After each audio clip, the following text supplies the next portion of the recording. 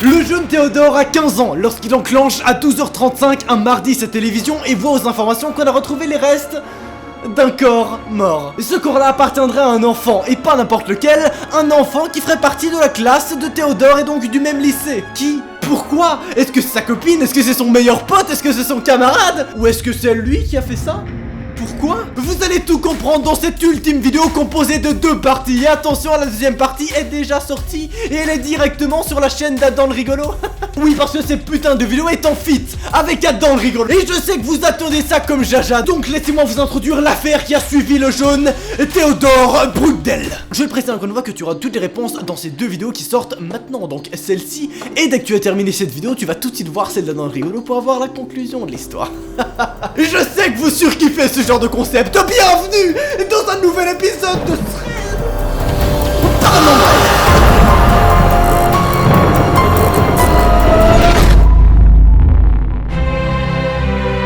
Le jeune Théodore explique. À l'âge de 12 ans, j'ai conclu que tout le monde, y compris ma propre famille, était contre moi, bordel, personne ne m'aimait. Je n'ai jamais été un enfant à problème pourtant, hein, mais mes parents me traitaient comme tel, en vrai. J'ai l'impression que mes parents me détestaient, vraiment à chaque fois ils me critiquaient. Et pour vous donner quelques exemples, je devais être chez moi à 17h tous les jours. Ça limitait clairement mon temps de jeu en plein air. Et je n'avais d'ailleurs pas le droit d'inviter des amis pour jouer à la maison. Mais vous vous rendez compte, j'étais vraiment presque en prison, hein, chez moi. Je devais finir mes devoirs directement après mon retour à l'école, et peu importe le temps que ça prenait. Mes parents ont toujours refusé de m'acheter des jeux vidéo et m'ont obligé à lire des livres, puis à rédiger un compte rendu des livres pour me prouver que j'avais tout lu. Est-ce qu'on peut m'expliquer ce que c'est cette famille de FDP? En vrai je rigole, mais chez moi c'était plus ou moins pareil. Je me permets de faire une petite comparaison, voilà, je brise bref. Oui, chez moi en vrai quand j'étais petit et je lisais un livre, j'étais obligé à chaque fois de faire un compte rendu du livre, puis ensuite je pouvais voir le film du livre. Ah, c'était mon petit délire à moi. J'ai d'abord lu les 7 Harry Potter, puis ensuite j'ai eu le droit de regarder le film. En revanche, pour Théodore, c'est beaucoup plus hardcore, vraiment. J'aime bien te regarder avec ce regard. Je sais que t'aimes bien aussi, t'inquiète. Je crois qu'Adam kiffe bien aussi. Attends, est-ce que tu kiffes bien? Oui. Et merci. Non, là ça fait pitié, tu peux pas parler comme ça en fait, Noah, c'est pas drôle. Bref, je continue avec l'affaire, j'espère que tu es bien installé. Bon, il faut savoir que même si les règles énumérées ci-dessous étaient assez frustrantes, pour moi, en tant qu'enfant, elles m'ont pas tellement contrarié. Ce qui m'a vraiment blessé, c'est le manque de compassion de la part de mes parents. Ma mère était une femme amère et qui me faisait toujours sentir coupable d'accidents ou d'erreurs que j'avais commises. Mon père ne connaissait qu'une émotion, la frustration. Mais vraiment la seule fois où il m'a parlé, c'est lorsqu'il m'a crié de ne pas avoir obtenu de bons résultats au test ou de me battre pour avoir mal agi. Ses parents sont des gros fils de pute. On peut tout à fait le dire. Oui, t'inquiète pas, à ce moment-là, je sais que t'es en train de te dire pourquoi est-ce que Théodore raconte sa vie? On peut savoir, mais parce que moi je m'en bats les couilles de ses parents, vraiment. Oh, tu verras que ça aura clairement son importance pour la suite. Parce que ça marquera un tournant définitif à la suite des événements. Et je sais pas pourquoi je prends cette voix comme ça, un peu aiguë, tu sais, ça fait des hauts et des bas, comme ça, j'ai une petite fontaine. Pourquoi une fontaine? Je sais pas. Mais bref, assez parlé d'eux. Parlons du psychologue de mon école. Pour protéger sa propre vie privée, nous l'appellerons Dr Tanner. Comme la plupart des écoles secondaires de premier cycle, un psychologue est toujours disponible sur le campus pendant les heures de classe pour aider les étudiants ayant besoin de conseils, que ce soit dans les plans émotionnels, scolaires, social, comportemental, etc. Mais bon, Théodore précise que, pour être honnête, il a jamais vu quelqu'un parler avec ce gars, parce que ce mec, c'est le boulot, il est là, tu vois, il est là pour aider les élèves, mais les 3/4 des élèves ne vont jamais le parler, tu vois. Non mais d'ailleurs, dites-moi dans les commentaires, est-ce que dans votre établissement, un jour, un élève a été vers un mec et lui a dit: oui, moi j'ai des problèmes sociaux, je me sens pas très bien. Non, personne ne fait ça, même si c'est quelque chose qui peut être très bien, hein, vraiment, si vous avez des problèmes, allez en parler, il y a que très peu de personnes qui utilisent ce genre de service. Donc, Dr Tanner ne fait rien de sa vie en fait, tu vois, il est là dans son bureau, il attend quoi. Chaque jour, je passais devant son bureau pour aller à la cafétéria, et je jetais un petit coup d'œil par la fenêtre de sa porte. Il était toujours là-bas à écrire des petits trucs sur des papiers, et parfois il me faisait un petit clin d'œil. J'ai deviné que la plupart des enfants avaient trop peur de le parler, et de parler directement à un adulte de leurs problèmes, et je pouvais comprendre ça. Et pour cette raison, il m'a fallu 3 semaines pour trouver le courage d'aller dans son bureau. Et c'est le 2 mars 2019 qu'il décide de faire part de ses problèmes au Dr Tanner. Pendant la pause du déjeuner, je me suis tenu devant la porte de son bureau et j'ai frappé. Son cœur battait à 1000 à l'heure, hein. Il s'apprêtait littéralement à raconter toute sa vie à un mec qui n'avait jamais parlé, en espérant que ce mec-là avait une solution miracle, qui pourrait faire hamburger, chimburger, résolution de tous les problèmes. Ça ne se passe malheureusement jamais comme ça. Enfin, vous allez voir ça. À travers la fenêtre, je pouvais le voir lever la tête, sourire et faire un geste pour que je puisse entrer. Alors, Théodore entre dans la pièce délicatement. Il pose le premier pied, deuxième pied, puis il s'arrête un petit coup. Tu vois, il est en mode...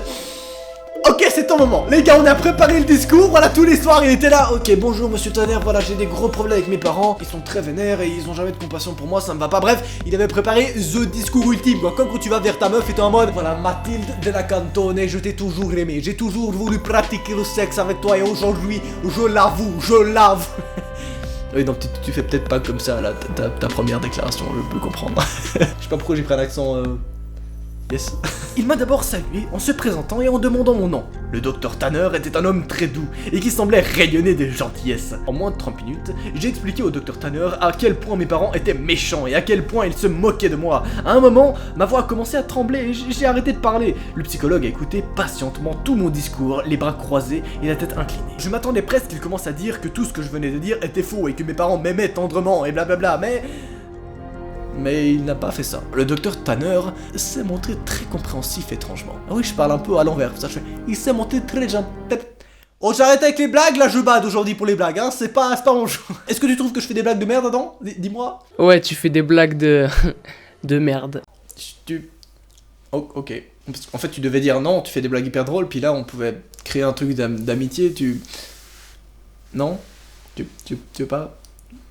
Ok. Le docteur se pencha vers moi avec un grand sourire et dit: vous savez, je suis le meilleur psychologue scolaire au monde, d'accord? Je te promets que nous allons résoudre ce problème. Je roulais des yeux et je dis d'accord, mais comment? J'ai mes habitudes, répondit-il. Je suis un homme de parole. Je te promets que dans un mois à peine, la relation entre vous et vos parents changera pour le mieux. Et pour toujours, d'accord? Après une courte pause, il poursuivit. Bien que j'ai besoin que tu me fasses une promesse. Tu dois me promettre que tu reviendras à mon bureau après l'école demain et que tu ne diras à personne que nous avons eu cette conversation aujourd'hui. Ça sera notre petit secret, d'accord?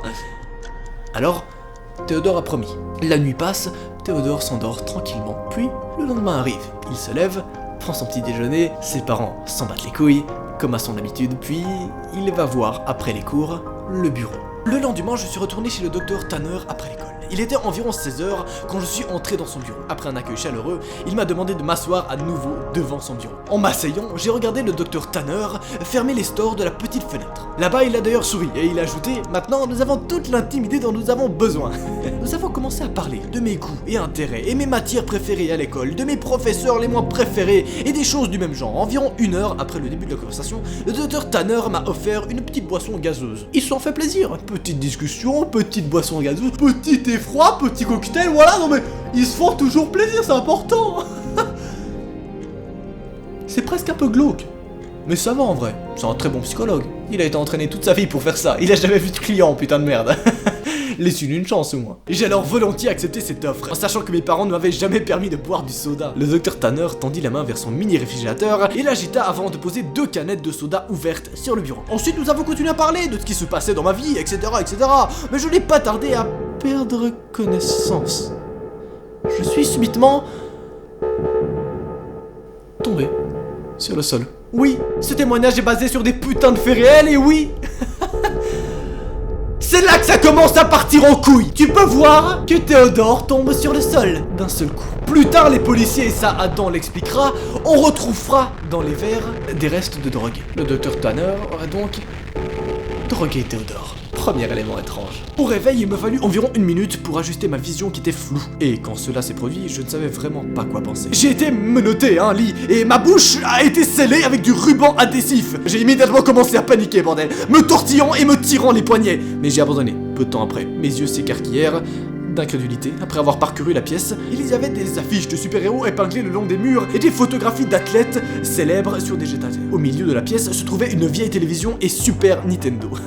Avec différentes cartouches de jeux empilées à côté. Tu t'en doutes, mais à ce moment précis, Théodore ne sait vraiment pas quoi penser. Tu vois, il est en mode je suis quand même un peu emprisonné, mais c'est plutôt chill comme endroit. Quel est le fuck? Est-ce qu'on peut m'expliquer ce que c'est ce truc, genre? Je ne savais pas quoi penser. Je suis ici dans une pièce remplie d'objets avec lesquels la plupart des enfants mourraient pour jouer. J'aurais probablement pleuré de joie si je n'avais pas été menotté à un cadre de lit. Mon ventre se serra une fois de plus lorsque la porte s'ouvrit. Et là, contre toute attente, c'est le docteur Tanner qui entra à l'intérieur et s'assit sur le bord du lit. Maintenant, écoute, dit-il. Souviens-toi que je suis là pour t'aider et que je ne ferai jamais de mal, d'accord? Le docteur Tanner a doucement retiré le ruban adhésif de ma bouche, puis les poignets de mes mains. Mon premier instinct a été de commencer à pleurer, mais quelque chose au sujet du docteur Tanner m'a fait me sentir en sécurité. Il m'a souri. Vous allez rester ici pendant un moment, d'accord? A-t-il poursuivi. Et pendant ce temps, vous êtes autorisé à jouer avec tous les jouets dans cette pièce pendant que je suis à la maison. Ça vous va? Mais quand je sors de ma maison, je vais devoir menotter l'une de vos mains au lit. Mais vous pourrez toujours regarder la télévision. Mais je veux juste pas que vous regardiez des chaînes d'information en mon absence, d'accord? Alors bon, Théodore ajoute qu'il était là, assis, à regarder Dr Tanner parler. Il était en mode, je veux bien te croire. Est-ce que c'est une forme de thérapie étrange? C'est une forme de psychologie inversée? Je ne sais, d'accord, pourquoi pas, oui. Après tout, le docteur Tanner travaille quand même pour l'établissement à l'école, donc peut-être qu'il a quand même des strates plutôt élevées et qu'il sait ce qu'il fait, quoi, genre. Probablement que oui. Alors, cria le docteur Tanner en me frappant sur le genou. Allez-y, faites-vous plaisir et je serai de retour quand il sera l'heure de dîner, ok? Et quand je dis frapper sur le genou, c'est en mode... Chilos, hein, c'est pas frapper genre en battu. Faut pas que tu commences à croider, voilà, je sais pas parler, voilà. Bref, c'est frapper tranquille, d'accord? T'inquiète, enfin oui, tu peux t'inquiéter, mais... Oh, je m'en mêle les pinceaux, quoi. Plusieurs autres minutes passèrent avant que je réalise que le docteur Tanner ne plaisantait pas. Et il me restait plus qu'à démarrer la Nintendo et à jouer à Mario jusqu'à la tombée de la nuit. Vers 19h, le docteur Tanner est revenu dans la pièce avec 2 assiettes de purée de pommes de terre et des lanières de poulet. J'ai finalement eu le courage de lui demander combien de temps je restais dans cette pièce. Et le docteur Tanner ajoute, eh bien, environ 1 mois, répondit-il. Donnez ou prenez quelques semaines et j'ai juste un petit peu de travail à faire. Alors le soir passe, et étrangement, Théodore s'endort et il se réveille le lendemain matin au tapotement de la petite main du docteur Tanner. Il disait, hé mon pote, t'as pas besoin de te réveiller maintenant, d'accord, si tu veux pas. Mais je vais devoir te remettre en place, murmura-t-il au coin de son oreille. Théodore l'a alors regardé avec toute son attention, et le docteur portait donc une chemise à col et un pantalon, un manteau drapé sur son épaule et une valise à ses côtés. En gros, il portait tout ce qu'il y avait de plus classique lorsqu'il va à l'école. Une tenue totalement normale pour un mec, pas tout à fait normal, mais ça... Ok. Avant de partir, il a placé la télécommande du téléviseur à côté de moi et m'a dit de l'allumer en regardant les informations. Mais la première chose que j'ai vue en activant la télévision était un extrait d'une actualité. Un important officier de police, debout sur un podium, était entouré de microphones. J'ai alors commencé à regarder du coin de l'œil son discours. Et son discours... c'était le suivant. Une alerte Amber à l'échelle de l'État a été mise ce matin. Plusieurs enquêteurs s'emploient à identifier les ravisseurs potentiels, mais pour l'instant il n'y a pas beaucoup de preuves. Les membres du corps enseignant déclarent que le garçon avait été vu pour la dernière fois vers 4 ou 5 heures du soir. J'ai commencé à avoir la nausée lorsqu'une photo de moi est apparue à l'écran. C'était la photo de mon annuaire de l'année dernière. Les légendes de la photo montraient mon nom et mon âge, mon école et ma ville. Bordel, c'était moi à l'écran. Au-dessus de ma photo se trouvaient des titres en alternance. FBI, la recherche d'un enfant a débuté et le suspect du kidnapping est pour le moment inconnu. Les images défilaient alors par dizaines à l'écran et de nombreuses personnes sont venues témoigner. Puis c'est là que quelques jours plus tard on retrouve le reste du corps d'un enfant mort. Un enfant qui est identifié comme étant une personne du lycée là où se situe Théodore. Mais qui est cet enfant? Et pourquoi est-il donc tué, bordel de merde? Mais qu'est-ce qui se passe à ce moment précis? Vous allez le savoir tout de suite en cliquant sur le premier en description ou sur la petite fiche qui s'affiche juste ici pour accéder à la vidéo d'Adam le rigolo. Vous aurez donc toutes les réponses à cette putain d'affaire et je sais que tu vas surkiffer ça, donc clairement fais-toi plaisir, clique sur le petit lien, abonne-toi à ma chaîne et surtout ajoute-moi sur Instagram si tu kiffes te faire flipper, c'est ce fut un plaisir. Dis-moi en commentaire si tu veux plus de ce genre d'affaires et vas-y fonce, j'attends, clique. Allez, salut!